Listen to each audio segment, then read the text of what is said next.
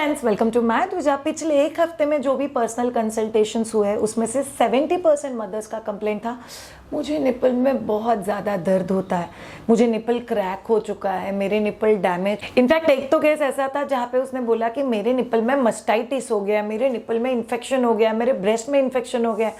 And I was like रुक जाओ, हम लोग को कुछ चीज़ें समझना बहुत ज़्यादा ज़रूरी है। निपल फीशर्स या निपल क्रैक्स ये एग्जैक्टली होता कैसे है? First of all of you, अगर आप निपल को अच्छे से ऊपर नीचे साइड में करके देखोगे तो आपको बहुत सारी जगहों पे छोटे छोटे ऐसे फोल्ड्स दिखाई देंगे। ये मतलब निपल क्रैक नहीं है। निपल क्रैक मतलब जहाँ पे आप अगर कोई चीज़ को ऐसे मूव करते हो या आप लोग निपल पे देखते हो जहाँ पे एक डीप कट जाके अंदर का मांस दिख रहा है, इट्स ए डीप क्रैक या उसको निपल फीशर कहते हैं। Second, there can be nipple bruising और माइल्ड क्रैक। निपल ब्रूजिंग मतलब क्या होता है?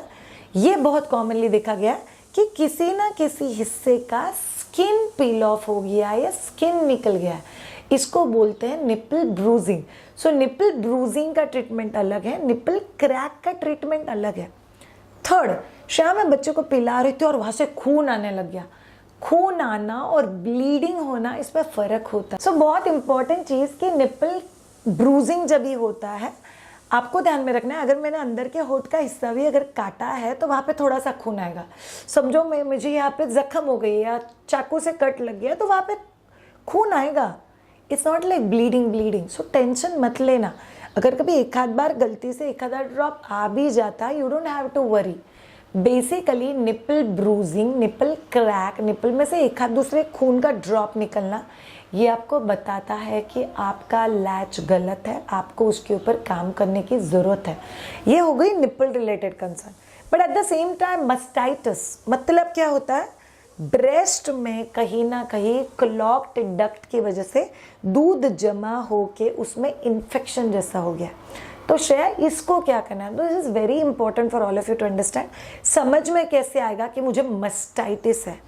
फर्स्टली एक छोटा सा पैच आपके ब्रेस्ट का होता है जो रेड कलर का होता है, सिर्फ उतना पैच गर्म होता है, बाकी पूरा पैच नॉर्मल होता है।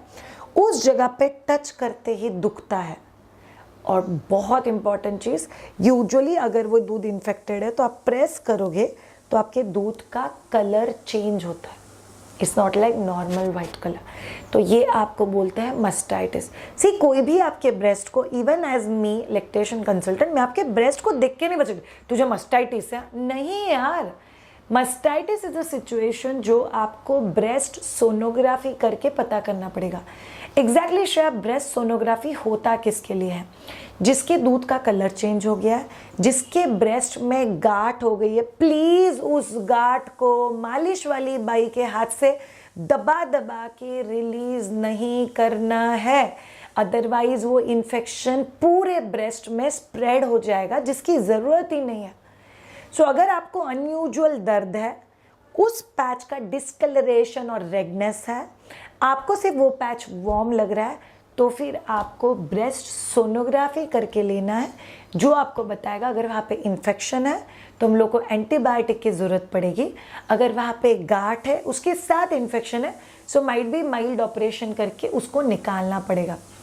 घर वाले लोग बोलते हैं कि अगर आप लोग को निपल फीशर्स है या ब्रेस्ट में कोई तकलीफ है तो बच्चे को दूध नहीं पिलाना है। आइडियली फंडा ऐसा है कि तुझे दर्द कितना हो रहा है। सी, आई हैव मदर्स जो मस्टाइटिस करके गांठ निकाल के आधे ब्रेस्ट के ऊपर जख्म का पट्टी लगा के भी ब्रेस्ट फीडिंग बहुत आराम से करे। मैं खुद ऐसी माँ हूँ जिसके निपल को क्रैक आके उसमें से खून आके फिर भी मैंने 1.5 साल तक ब्रेस्ट फीडिंग किया हुआ है।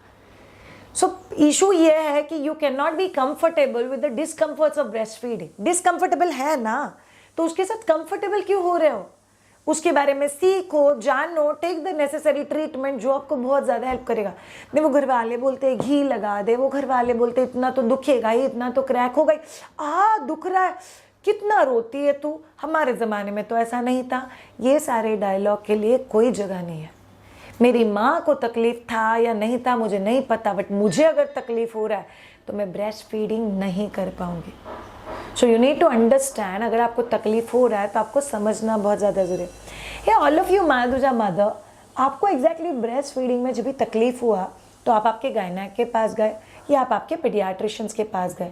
और मुझे बहुत सारे लोग बोलते हैं कि मुझे गायनेक या पीडियाट्रिशियन ने क्रीम लिख के दिया, बस ये आप निपल पे लगा दो।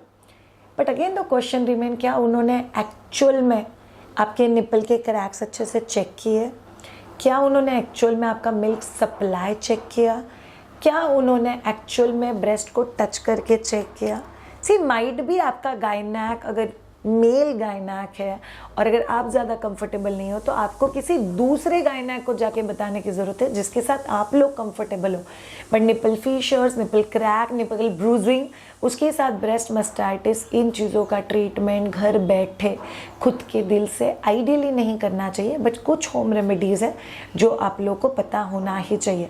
रेमेडी नंबर 1, अगर आपको निपल पे ब्रूजिंग है, मतलब जहाँ पे डीप कट नहीं दिख रहा है बट बहुत बर्निंग सेंसेशन और पेन हो रहा है, इधर आपको मायदुजा वेबसाइट पे जाके लर्न कंप्लीट ब्रेस्ट फीडिंग का कोर्स लेना है या myduja.com पे जाके मेरे साथ कंसल्टेशन बुक करना है, personal consultation.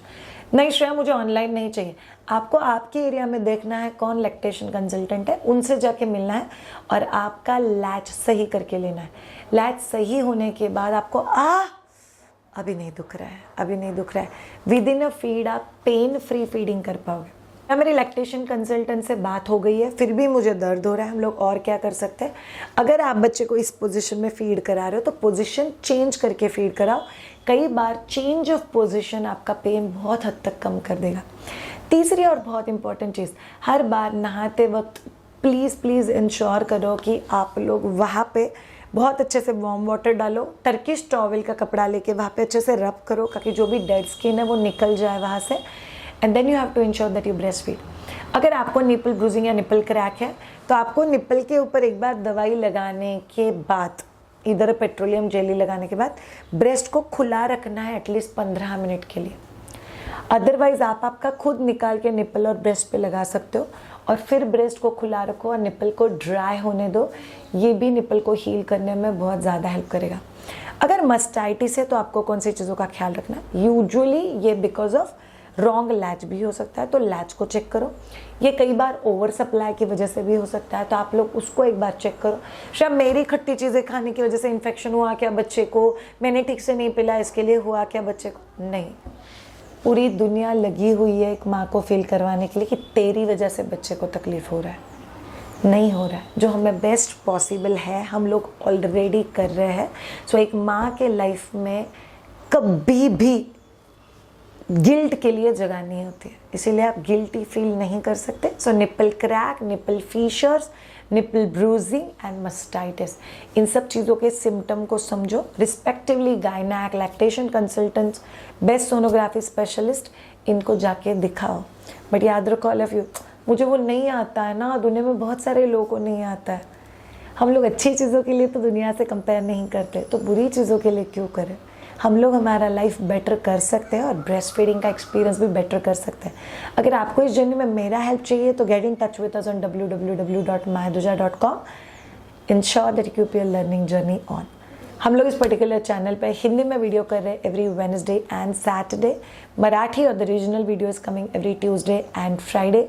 And child specific and specially for the entire family नया रेसिपी आ रहा है एवरी मंडे एंड थर्सडे। अगर आपको हमारे वीडियोस अच्छे लग रहे हैं तो चैनल को सब्सक्राइब ज़रूर करना, लाइक करना। रुको, कमेंट में लिख के मुझे ज़रूर बताना आपको ये पर्टिकुलर वीडियो कैसा लगा। Have a great time, bye.